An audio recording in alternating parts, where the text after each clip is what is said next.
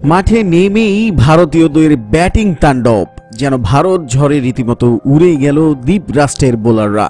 মাত্র 143 রান তাড়া করতে নেমে ভারতের ওপেনিং জুটি শিখর ধাওয়ান ও লোকেশ রাহুল যেন রীতিমতো তাণ্ডব চালালো শ্রীলঙ্কা বোলারদের ওপর।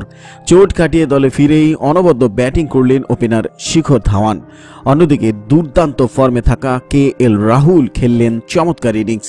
ওপেনিংয়ে নেমে KL রাহুল 32 বলে অনবদ্য 45 রানের ইনিংস খেলে আউট হয়ে ফিরে যান।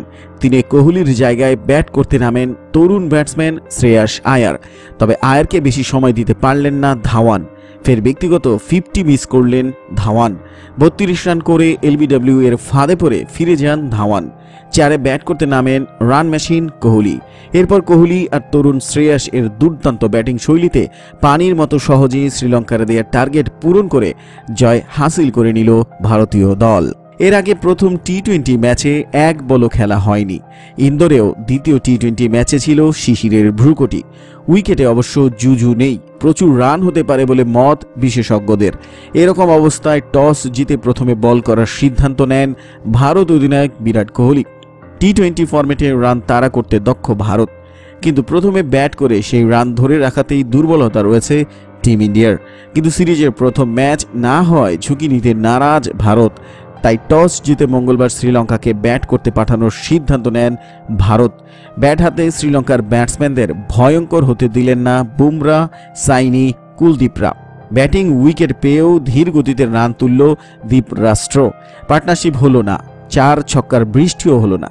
20 ওভারে শ্রীলঙ্কা করল 9 উইকেটে 142 run.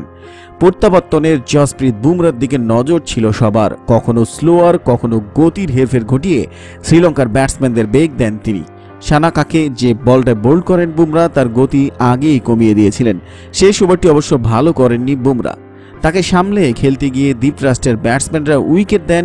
Shardul Thakur 3 wicket, Navdeep Saini 2 wicket, ওয়াশিং সুন্দরের 1 wicket. Congratulation to team India. এখানে এক নজরে দেখে নিন আজকের খেলার পুরো স্কোর লাইন। ফ্রেন্ডস, এই ছিল আমাদের প্রতিবেদন। ভালো লাগলে লাইক দিন, বন্ধুদের সাথে শেয়ার করে মাস ক্রিকেট ইন্ডিয়া ইউটিউব চ্যানেলের সাথেই থাকুন। ভিডিওটি দেখার জন্য আন্তরিক ধন্যবাদ।